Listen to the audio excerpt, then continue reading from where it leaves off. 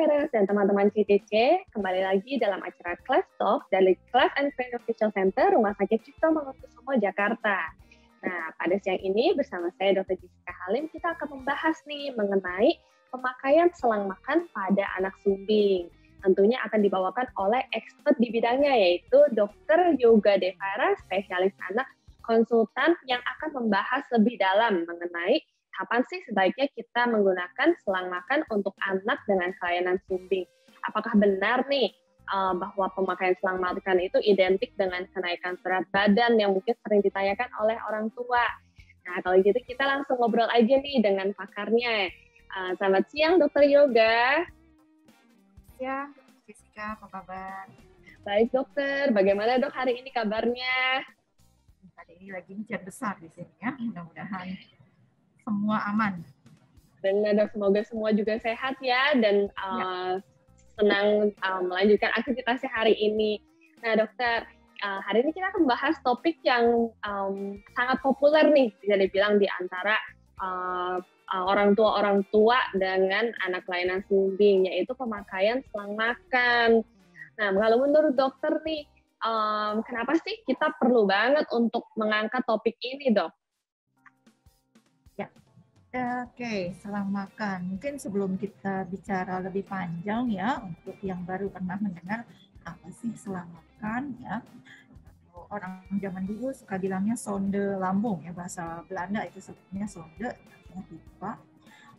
Jadi kita memberi makan melalui selang yang selangnya ini bisa lewat hidung, namanya menjadi NGT, nasogastrik, atau melalui mulut seperti pasien-pasien dengan sumbing. Biasanya kita kesulitan untuk memberikannya melalui hidung karena ada kelainan bentuk dari hidungnya, ada hubungan antara mulut dengan hidung, sehingga kita lebih sering menggunakan lewat mulut, namanya menjadi OGT. Tapi kalau lihat literatur, sebetulnya cara ngasih makan yang tidak alamiah, ya kan, nggak alami ya, orang makan harusnya lewat mulut, kok lewat selang. Itu selain selang yang seperti ini, ada cara lain sih sebetulnya yang bisa kita kerjakan. Bisa selangnya memang ke lambung, atau bisa lebih jauh dari itu kalau muntah selalu ya, kita bisa sambung ke usus, atau kalau diperlukan dalam jangka waktu yang lama, maka kita juga bisa membuat makannya lewat lubang di lambung yang disebut dengan gastrostomi. Tapi pada sore hari ini rasanya kita akan fokus ke OGT ya, Dokter Jessica ya, sebagai selang makan. Jadi selanjutnya kalau kita bicara berikut, karena kita bicara OGT. Nah, baik dok. Memang sebenarnya OGT ini ataupun NGT maupun modalitas yang tadi dokter sebutkan itu merupakan cara untuk pemberian makan kepada anak ya dok ya. Tapi banyak banget nih pasien sumbing yang kesulitan makan sehingga orang tuanya itu menjadi frustasi dok. Dan banyak banget info yang beredar, oh kalau anaknya sulit makan langsung aja pakai selang makan. Tapi sebenarnya dok, apa sih sebenarnya indikasi dari pemakaian OGT ini pada anak dengan kelainan sumbing? Yang pertama adalah kita melihat dulu indikasi mutlaknya ya, adalah apakah status gizinya sudah masuk ke gizi buruk. Ya, kalau anaknya datang, nah misalnya bapak ibu pas datang ke rumah sakit, dokternya melihat anaknya kurus sekali sehingga tulang-tulangnya terlihat dengan jelas, waktu dibuat di grafik sudah masuk ke gizi buruk ya, gizi buruk ini kita harus segera menaikkan berat badannya dengan cepat. Jadi salah satu cara, kalau melalui observasi nggak bisa, ya artinya begitu dikasih minum, target bisa 100, minumnya cuma bisa 50, ya, itu pun dengan muntah misalnya, tentu kita memerlukan selang makan. Jadi indikasi pertamanya adalah status gizi buruk. Yang kedua adalah seberapa luas, karena begitu sumbing ini kalau kita lihat variasinya banyak ya. Ada yang cuma sumbing sedikit, tapi ada yang cukup luas ya. Jadi dokter akan menilai apakah kita aman untuk memberikan makan lewat mulut. Karena beberapa pasien sumring pun ada yang punya risiko untuk punya kelainan lain yang menyebabkan risiko cairan atau makanan yang digunakan bisa masuk ke saluran pernapasan. Nah, pasien yang seperti ini membutuhkan selang muka. Jadi indikasinya ada dua, apakah secara lewat mulut aman, yang kedua apakah situasinya sudah mendesak untuk kita harus segera menaikkan berat badan. Baik dokter, jadi indikasi yang pertama tentunya kalau misalnya status gizinya kurang setelah dilakukan percobaan untuk makan melalui mulut ya dokter ya. Ya. Mungkin orang tua yang penasaran nih gimana caranya pemberian makan pada anak sumring bisa nonton episode dengan dokter yoga sebelumnya. Nah saat di episode itu dibahas mengenai pemberian makan pada umumnya ya dok ya. Nah, ketika sudah tidak berhasil, baru diindikasikan untuk pembuangan OGT. Selain itu juga bisa karena indikasi medis, mungkin kelainannya ya dokter. Ya. Baik dok. Nah, terus yang paling sering ditanyakan juga nih dok, setelah pakai OGT, apakah anaknya benar nggak perlu dikasih makan dan minum lagi melalui mulut dok? Juga satu hal yang sering salah persepsi ya. Kecuali pemasangan OGT-nya tadi akibat indikasi yang kedua karena ada resiko masuknya makanan ke saluran nafas. Di luar itu sebetulnya pada saat pasang OGT tetap boleh makan, tetap boleh minum. Kalau dia boleh makan dan boleh minum, maka biasanya kita menganjurkan lewat mulut dulu. Sebagai contoh tadi nih, misalnya dokternya minta setiap kali minum 100 cc. Bayinya cuma bisa 50, maka berikan dulu yang 50 cc lewat mulut, sisanya utangnya baru dibayar lewat si MGT tadi. Ya. Kenapa? Supaya keterampilan minumnya tidak hilang. Ya. Nah, nanti kan kita nggak mau ya anaknya tergantung terus kepada MGT, ya kecuali anak-anak yang sangat khusus. Jadi kalau sebagian besar rasanya ini akan membutuhkan dalam waktu rehabilitasi kenaikan berat badan. Di luar itu harusnya kita udah bisa switch lagi ke makan biasa. Jadi tadi kalau berkenaan dengan pertanyaan Dokter Jessica, boleh nggak makan atau minum selama pakai NBT? Boleh selama tidak ada risiko yang tadi aspirasi namanya ya, masuk jalan makan ke saluran nafas, maka akan diperbolehkan. Baik, sekalian pada nanya juga, gimana nih taunya ada resiko? Nah, biasanya dokter THT yang akan melakukan teropong. Ya, jadi akan melihat betul nggak sih di dalam teropongan itu ada sisa makanan yang salah jalur tadi. Ini agak sedikit rumit, jadi kita dari luar nggak bisa. Tapi kalau nggak ada resiko itu, maka kita boleh memberi minum atau bahkan makan. Kalau bayinya pun pakai NBT. Baik dok, jadi memang ini perlu kolaborasi juga ya dok ya dengan dokter spesialis lain untuk mengetahui apakah ada kesulitan menelan dan menghisap mungkin ya dok ya, yang sering ditangani oleh dokter spesialis THT. Nah dokter, mungkin setelah pemberian makan dan minum yang ternyata masih boleh melalui mulut, hanya sisanya dibayar oleh OGT. Nah, gimana sih pembagian jadwalnya dok? Apakah sama seperti pembagian jadwal makan anak dengan melalui mulut, atau misalnya ada perbedaan nih kalau misalnya dengan OGT sebagian atau full OGT dok? Ini balik lagi ke kondisi pasien masing-masing ya. Kalau gizi buruk misalnya ya kita harus mengejar dengan cepat dan kita akan lihat seberapa kemampuan minumnya, maka sebetulnya yang dilewatkan NGT itu adalah sisa dari kemampuan minumnya. Kadang anak dengan gizi buruk nafsu makannya pun nggak ada, ya, jadi dia malas sekali untuk minum. Nah, tentu yang seperti ini kita akan full, tapi dengan perbaikan gizi, kenaikan berat badan ada, biasanya habis itu nafsu makan juga akan kembali. Nah, kalau seperti ini, maka NGT-nya adalah sisa yang tidak dihabiskan lewat NGT. Berapa jumlahnya tergantung. Jadwalnya sama. Ya, jadi kalau makan bayi tentu nggak bikin jauh, 2-3 jam jaraknya seperti kalau kita makan atau memberi susu pada bayi, ya termasuk malam. Jadi apakah jadwalnya 8 kali, 6 kali, kita lihat umur anaknya dan kebiasaannya juga. Di jadwalnya akan sama, jumlahnya akan disesuaikan dengan kebutuhan. Demikian pula mungkin susunya, ya. Ini yang sering ditanyakan juga, apakah harus pakai susu merek A, merek B, merek C, yang mana yang lebih bagus? Ini juga satu isu sebetulnya. Balik lagi, yang kita perlukan adalah jumlah kalori secara keseluruhan. Ya. Selama bayinya bukan punya alergi tertentu atau ada gangguan fungsi organ lainnya, sebetulnya jumlah kalori ini A, B, C bisa dibuat sama-sama memenuhi jumlah kalori yang kita inginkan.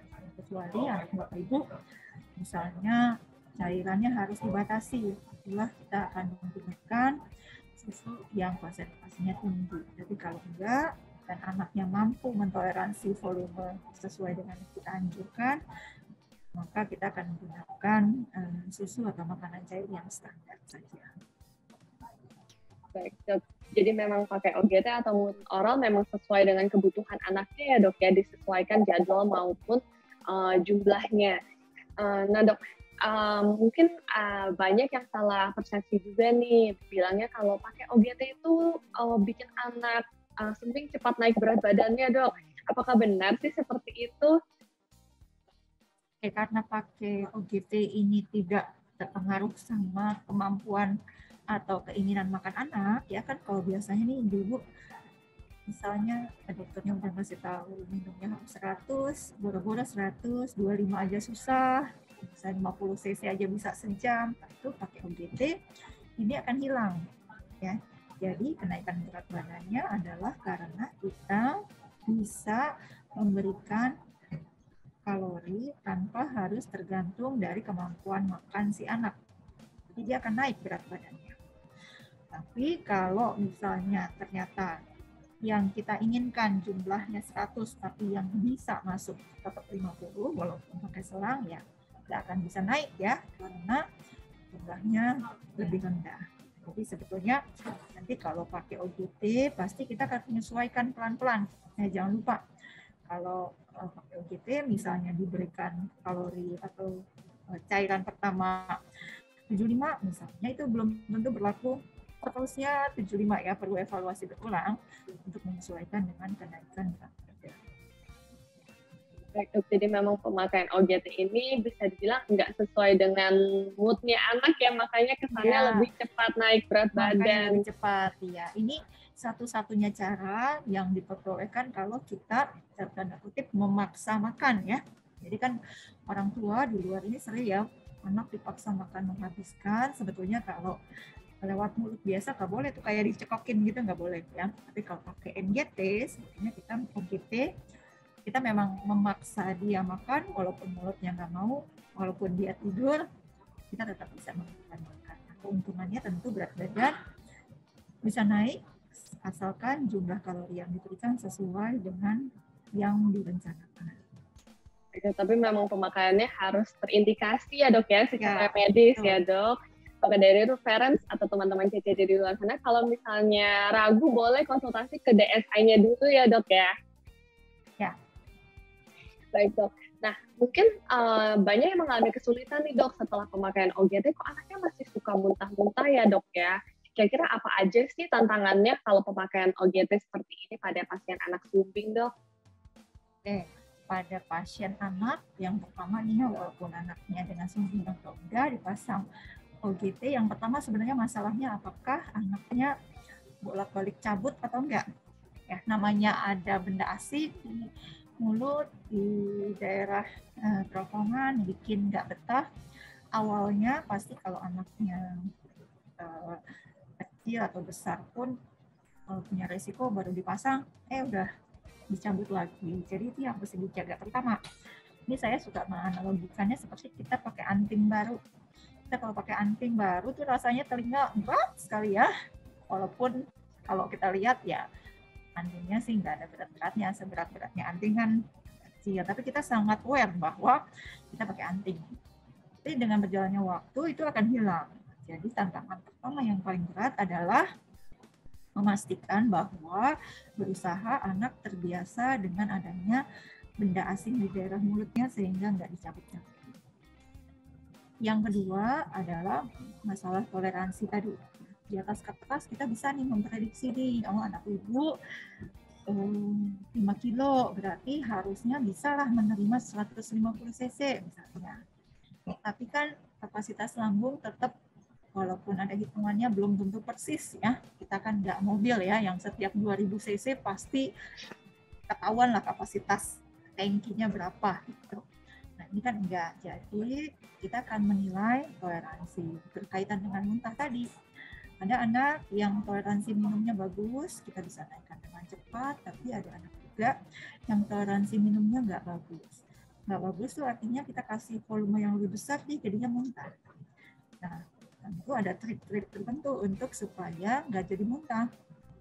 Satu, cara yang paling gampang adalah memperpanjang cara pemberian. Jadi biasanya kita kalau minum langsung 1 gelas itu kan beda ya dengan minum 1 gelas tapi dibagi jadi 1/4 gelas, 4 gelas lagi, setengah jam lagi, itu kan beda. Jadi kita bisa mengatur kecepatan tetesan dari susu ataupun makanan cairnya. Ya, yang lazim biasanya kita memperpanjangnya menjadi 1,5 jam supaya netesnya pelan-pelan. Artinya lambungnya nggak kaget, nggak tiba-tiba mendapatkan volume yang besar. Berikutnya lagi, kalau itu nggak bisa juga, tentu akhirnya kita memakai strategi sedikit-sedikit tapi sering. Nah, ini agak ekstra memang ya, artinya ibu, bapak mesti setiap 2 jam baru masih minum, 2 jam dapat lagi, tapi secara 24 jam akan sampai. Perlu dipikirkan lagi kalau masih muntah-muntah terus juga adalah apakah anak tersebut memang untuk jenis susu tertentu ada kemungkinan alergi atau dia memang nggak bisa dengan jenis susu, kita akan rubah jenis susu atau makanannya. Jadi muntah nggak segampang muntah biasa nih, banyak jalan yang harus kita lakukan sebelum akhirnya muntah ini bisa tertangani. Banyak ya dok ternyata yang harus dievaluasi terutama untuk toleransi seperti ini dok. Nah tadi dokter sempat bilang ditetesin ya dok ya, maksudnya ini kalau ngatur netesnya tuh gimana caranya dok? Oh ya, nah ini juga ya, jadi sedikit berbeda ya anak dengan dewasa. Kalau dewasa kita bisa memberikan lewat kan selang gitu itu ada ujung yang bebasnya di luar ya. Kalau dewasa biasanya dia pakai jarum suntik yang ukurannya besar nih, yang 50 cc, kemudian dituang. Karena kapasitas lambungnya orang dewasa relatif besar, kita kalau minum 50 cc, 100 cc, segelas aja nggak terlalu begah ya. Jadi kalau anak-anak yang lambungnya kecil tentu dia bisa jadi timbul begah. Biasanya pada anak kita nggak menganut teknik dengan gravitasi tadi seperti yang dewasa ya. Kita akan pakai namanya feeding burette. Jadi seperti botol yang seperti infus kita bisa mengatur tetesan. Kalau ibu bapak anaknya akan dipasang UGT, tentu pasien akan dirawat dulu nih, dilatih supaya bisa mengatur kecepatan, membersihkan dan menggunakannya nanti di rumah. Ya. Jadi ini nggak mesti cuma dikerjakan di rumah sakit doang, ya, karena percuma nanti di rumah sakit naik, dilepas pas pulang turun lagi. Ya, jadi pasang UGT ini di rumah sakit dan juga di rumah. Jadi ada alat khususnya. Jadi memang ada alat khususnya yang bisa dibawa pulang ya dok ya, dan juga bisa dipelajari orang tua juga supaya bisa diterapkan di rumah. Baik dok. Nah sebenarnya pemakaian OGT ini apakah perlu diganti secara berkala dok selangnya? Ya betul, ini harus diganti selang yang biasa ya, yang dari plastik biasa. Ini sebenarnya 3 sampai 1 minggu ya. 3 hari sampai 1 minggu paling lama harus diganti. Kalau kita dari awal bisa memprediksi ini bakalan panjang, biasanya kita bisa menggunakan yang silikon yang bisa 8, 9, ada beberapa angka. Tapi sayangnya saya nggak ngeliat lagi di sini. Ada juga yang bisa buat 30 dari silikon. Ini akan memperpanjang. Masing-masing tentu punya kekurangan dan kelebihan ya. Kalau yang seminggu ya harganya lebih murah, tapi seminggu sekali harus ganti. Kalau yang silikon ini harganya lebih mahal dan dia lebih halus. Karena akan dipakai jangka panjang, dia jauh lebih lentur. Kalau anaknya bersin, biasanya gampang keluar karena dia lentur sekali. Jadi kalau yang plastik ya dia agak kaku, biasanya nggak gampang untuk keluar kalau bersin. Nah, jadi berarti kalau penggantian atau sampai misalnya selang keluar, selang copot, itu selalu harus balik ke dokter ya, dok ya, untuk pemasangan kembali.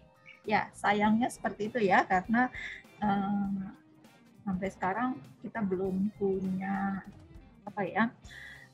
belum punya kompeten atau secara legal kita belum bisa mengajarkan kepada orang tua untuk memasang sendiri di rumah. Ini belum ada payung hukumnya, sayangnya. Walaupun sebetulnya sih kalau dibilang nggak terlalu susah masangnya karena lubangnya udah ada ya. Jadi ini juga sering jadi concern beberapa orang tua yang akan dipasang selang makan, takut anaknya jadi nyeri, sakit gitu ya. Padahal kan sebetulnya masang selang MGT ini kita nggak pakai anestesi, nggak pakai obat anti nyeri karena kita menggunakan lubang yang memang secara natural udah ada, jadi nggak bikin lubang baru, nggak kayak nyuntik kan nggak ada lubangnya kita bikin. Kalau MGT justru sudah ada lubangnya, kita tinggal masuk. Prosedurnya memang menyeramkan ya, tapi ingat anak mau ditimbang aja juga nangisnya luar biasa ya, jadi memang nangisnya ini belum tentu karena nyeri, lebih biasanya karena dia takut ya, karena posisinya nggak ngerti ya, kita nggak mungkin juga membujuk ya, pasti agak sedikit jadi mengkhawatirkan buat orang tua ya. Tapi percayalah kalau memang terindikasi akan jauh lebih baik menahan sedikit supaya kenaikan berat badan anaknya bisa naik, setidaknya tidak disurut lagi. Nah dokter, ini menjawab pertanyaan orang tua banget sih yang nanya apakah sakit dok kalau bisa dipasang selang. Iya. Bisa kayaknya udah trauma banget kalau dengar anaknya tuh nangis gitu. Berarti parents nggak perlu terlalu khawatir ya dok ya. Kalau pernah lihat prosedurnya pasti orang tua akan serem ya melihatnya ya. Tapi balik lagi, ini sebetulnya kita menggunakan sama ya lubang yang sudah ada dari sana. Jadi risiko perlukaan ada, tapi minimal. Baik dok. Nah, untuk pemakaian OGT-nya ini dok, kalau ditanya seberapa lama sih sebenarnya boleh menggunakan OGT atau kapan sebaiknya dilepas dok? Ya, nanti tadi balik lagi dengan indikasinya apa ya. Kalau indikasinya di situ, kenaikan berat badan bagus, minumnya juga sudah lebih baik, kita akan lepas ya. Jadi OGT ini dipakai selama anak butuh bantuan untuk minum melalui mulut.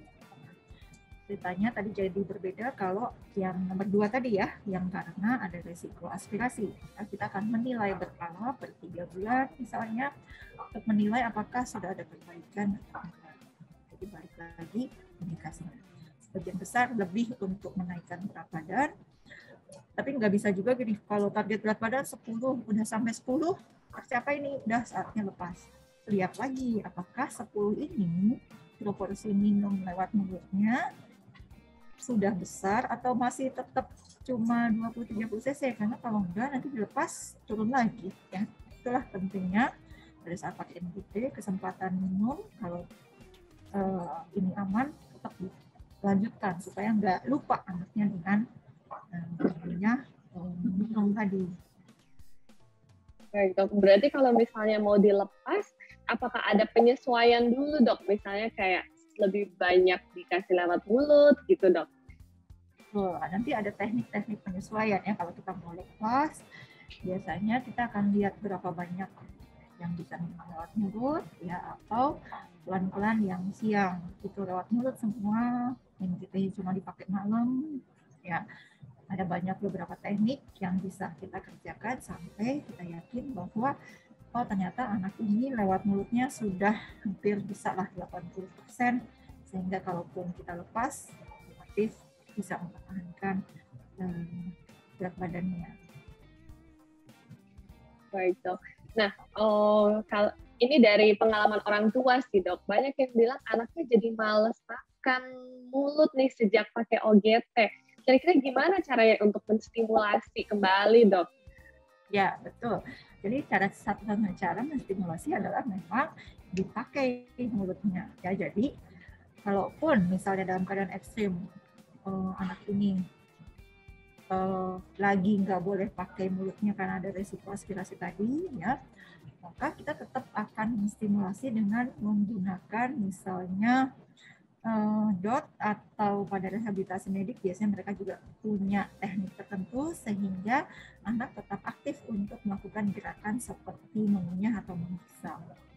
Ya, itu harus terus. Kalau itu tidak dikerjakan selama MDT, nantinya pasti kita jadi kesulitan seperti tadi. Ya, udah keenakan baik orang tua maupun anaknya. Nanti kita nggak kelar-kelar nih. Takutnya malah keenakan ya. Makannya udah gampang banget, naik berat badan juga.